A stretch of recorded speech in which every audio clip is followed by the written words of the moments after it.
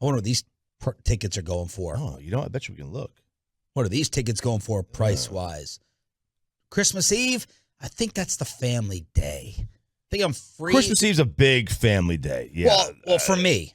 For me personally, Sure. like, I'm not going home to Maryland. Yes, I know Christmas Eve and Christmas Day usually tied up with the family, but in my household, I think the in-law celebration day is Christmas Eve, and then we're kind of free on Christmas Day. So, maybe I can get a suite and take the family there because I'm supposed to be with them. I mean, look at that. But if I don't have to work the next day, oh my God. Now, you can get in the door. Cut loose. You can get in the door for $79. To go stand? To go stand in the party pass. If you want an actual seat, you're not going to find one, Sean. Like, section 310. Yeah. All right. Well, maybe we should just ask someone. 50-yard line, $850. Ask someone with a connection. Good morning, Coach McCarthy. How are you? Good morning. I thought maybe I was on the wrong show. No. What's going on? Is this the holiday show? Or? Well, no. we're trying to figure out how to get in the building. Not looking too far ahead, but for Cowboys Eagles, how many tickets do you get? Do you feel comfortable? I'll tell you what, it's been a rough couple. It's been a rough month for the McCarthy and the ticket business here. I mean, gosh, we had close to 40 people at the Houston game. So 40. Yeah. Wow. But I don't get those tickets. I'm just, this is professional football, so you got to pay for them. Yeah, I was there at that game. I tried to come see you, but the usher wouldn't let me down on the field. You serious? Yeah, I was there. I had tickets. You tell them about our show that we do every week. I said, "Do you know who I am?" And Okay. he said Well, no. what was He the said problem? no. He said no. Oh, you know who you were? I didn't know I was. He always drops that line to the police officer when he gets pulled over in the morning of, I'm late to work. I got to be on the air in 20 minutes. And you haven't been right since that Vegas trip. I've been struggling. I've been struggling a lot. Hey, Coach, random question. You get any World Cup fever? Or any chance that in Pittsburgh you were checking out? I'm trying to think of a player, Alexi Lawless or any soccer love. Tony Miola in your day, soccer love.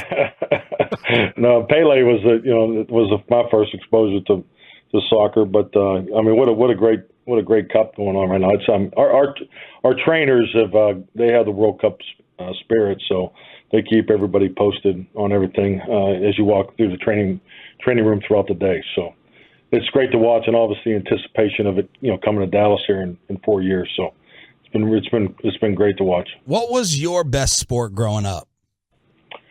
The best sport, as far as my production? Yeah, production. I would say baseball. That was probably my most natural sport, but the sport I loved the most was basketball. I played a lot of basketball. And frankly, because I really didn't have the opportunity to play football till later, till high school, just because we didn't have a youth program in the inner city of Pittsburgh. So, but yeah, frankly, I got a little tired of baseball. Just a lot of standing around. You know what I mean? So, but yeah, basketball was probably my most productive sport. Through high school and in grade school, and then I just felt that I had more potential in football in college. Whose basketball poster was on your wall? Who did you love? Who was your guy? Dr. J. My goodness. Really? Oh yeah. Okay. Absolutely. Well, we didn't have a professional. We didn't have a professional team. In Pittsburgh, and we were. When you grew up in Pittsburgh, you were anti-Philadelphia, which serves me well in my current job. So. Who was your team if you're in Pittsburgh? Well, 76ers. When I was a young kid, we had a ABA team called the Commodores. So, it's not the Commodores, Condors. But, obviously, I used to listen to the Commodores. What a huge fan you were! What a huge fan! Yeah, unbelievable. Yeah. Season ticket holder, Mike. Yeah, Connie Hawkins. So that's who I remember from the Condors days. But the 76ers. Just with Dr. J and Chocolate Thunder and Maurice Cheeks and. Was it Bobby Jones? So that was a great team. Doug Collins. So oh, yeah. Exactly. Excellent basketball team. Mike McCarthy on the Diamond Factory hotline here on Sean and RJ 105.3 The Fan. Coach, how are you looking at Jacksonville? How have they played so much better. What are you seeing from them on tape as of late, making this a pretty highly anticipated game? I mean, it's a talented roster, and we knew that going in. And I just think if you just watch them play the last 4 or 5 weeks, I think it's clearly come together for them, and I think it speaks volumes of Doug Peterson and his staff. I think you always look for that in the coach's first year. There's always a moment where you feel like you have to turn the corner and get it the way you want it, and I think they're definitely in that mode right now. So just really good tape. Excellent perimeter group on offense. Trevor Lawrence is playing his best football of the year, and they're playing with a lot of confidence. Defense, it's a challenging defense, and you'll see some carryover to what we've been seeing as far as with the quarters coverage and vision defense, and frankly, it'll be that like at the next couple of weeks. So, really good football team. So, that definitely, I think a much better than their record. What have you noticed from Trevor Lawrence in the last couple of weeks that he maybe wasn't doing in his first year and in the first part of this year? Well, I think the biggest thing with Trevor, he's a dual threat, and and that's always a challenge for defensively when you first get into game plan. And so you look at him, and I just go back to his college days. I was just so impressed with you got a quarterback at 6'6", and still his ability to run all the read option and things like that. So that still carries over, and you can see that especially in situational offense. That's the challenge we need to defeat on Sunday. But just throwing the ball with a lot of confidence, and just the way their perimeter players are lined up, you can when you go from Jones and Kirk to the other Jones, I mean it's you got the vertical, you got the option runner, and so they do a nice job of conceptually getting the ball to their perimeter guys. I mean, I want to say, this past week on Ingram, I think had 15 targets. So you see that production from the tight end position also. I mean, because when you look at the stats, I think 2 receivers are in the 60s, Ingram's in the 50s, so they're spreading the ball around a lot. So I mean, as an offense, we all want to play that way, and that's a huge credit goes to Trevor and his ability to spread the ball around. Coach, how different is it preparing for like an uncommon opponent, like a team that you don't play, very often? Is there a lot of difference in terms of like the week of preparation? Oh, definitely. I mean, personally, I think it's a pain in the ass in December. We got through the last 4. Sorry about that, but I mean, we're good. It's not. You're usually playing division games and conference games this time of year. Since the new format, the last 6-8 years ago, they put this in. So to have the 2 uncommon opponents, and and then the 3 games on the road on grass, all those things. So that's part of the challenge, and I think anytime you can increase the challenges for your football team, especially in December, I think it makes for a better, well-oiled team going into the playoffs. Mike McCarthy here on 105.3 The Fan. How confident are you in Tyron Smith wiping with his left? That's your point. That's your point. That's your point. You've said it. Oh my God! You got to be believable first. I'm sorry, I didn't mean to laugh there. That's rude. That was rude of me. Well, as far as the offensive line, I think the most important thing is, as I stated earlier in the week, we really got to play, especially this week to our practice reps and the rotation that we've been working. I mean, we've been preparing, for Tyron to come back, but obviously we didn't anticipate Terrence's his injury. So, I want to say yesterday, after going back through it, I think we had 5 different combinations with our offensive line. So, you like to line up with 5 and go, but that's just not where we are right now. So, you'll see different combinations throughout the game. What does it say about Tyron's willingness? We got a future Hall of Fame stud, a no doubt Hall of Fame specimen out there, that he's willing to even go play that side for the first time since his rookie year? I mean, just the biggest thing here is, I just focusing on the 5 combinations. I mean, Tyron's, an ultimate team guy. I mean, he's, he doesn't say a whole lot, but when he speaks, he's like, yeah, Hut. No, you're probably too young to remember that commercial. No, just the Commodores. The Commodores too. Okay. Oh yeah, I can't wait I'll never hear the end of that. But no, I mean, Tyron just wants to win. I mean, he's at that point in his career, and he's all about winning. Coach, we've talked about this this week a little bit. You know, Micah had his comments about the Eagles and Jalen Hurts, and is it going to be bulletin board material? Do you think bulletin board material is a real thing, or is it kind of overrated? Like, teams are going to play hard anyway. Well, you know, both teams are going to play hard Sunday, and you know, not to jump ahead next week, but I'm sure, you know, we all know what's going into that game. So yeah, I don't.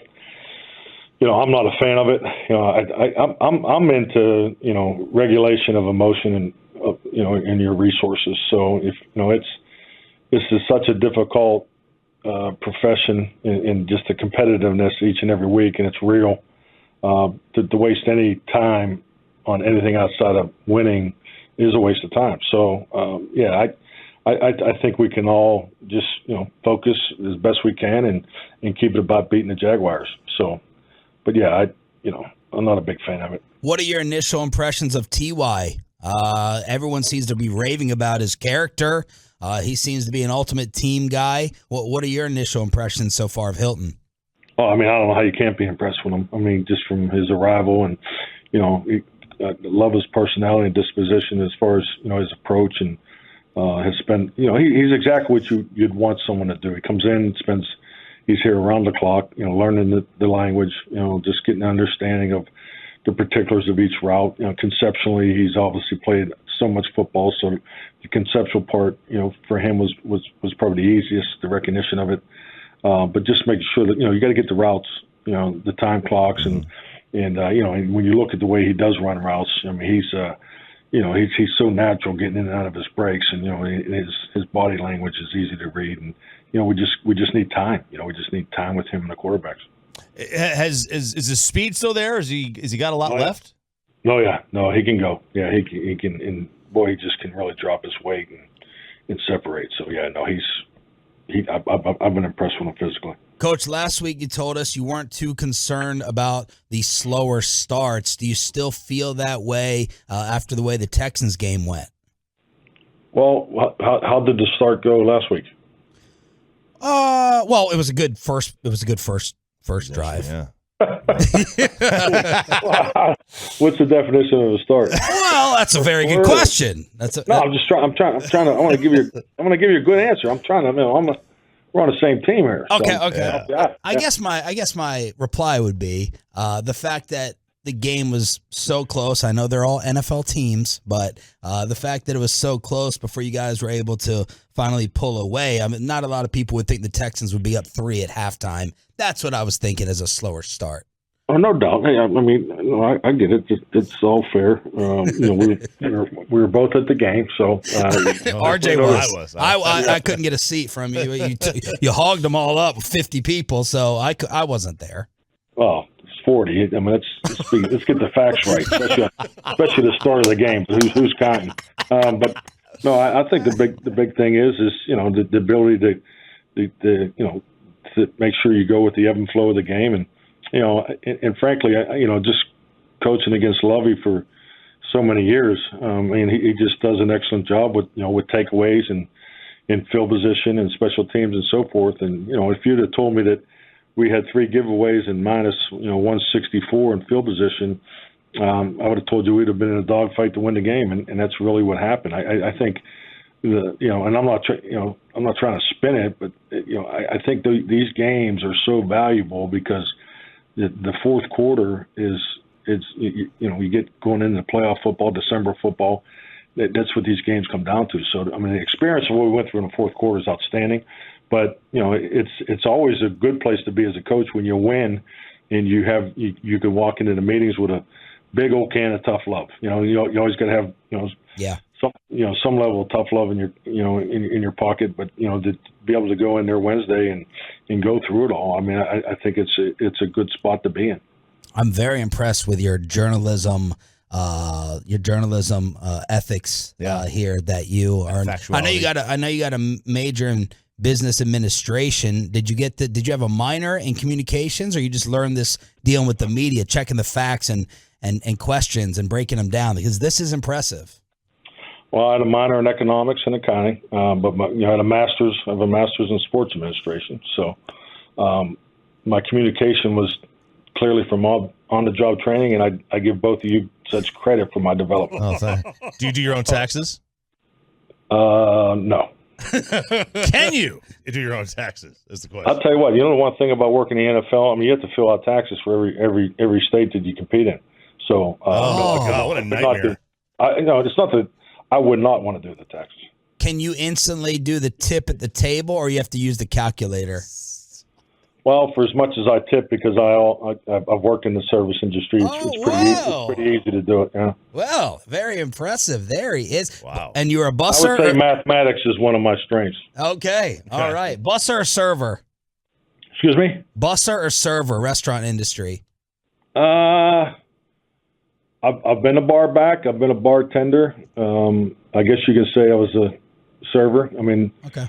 You work at a small inner city bar, you do everything. Mm-hmm. You serve drinks, you got to change the grease of the deep fryer, and and just 90% of the food that you serve is deep fried. So. Was there a drink that you hated when somebody ordered? You just eye rolled like it's going to take me forever to make this damn thing. Well, shot in the beer was pretty hard to screw up, so no, I didn't have many. It wasn't a large menu. More Radio Gold as always. Mike McCarthy. There you go. Oh, get out of here. I gotta go. Bye, Coach. I got a meeting. Have a great day. Turn it up, Peyton. Turn it up for him. Oh, you guys are hilarious. Oh, he's still here. He's still there. Go ahead, Coach. Go to your meeting.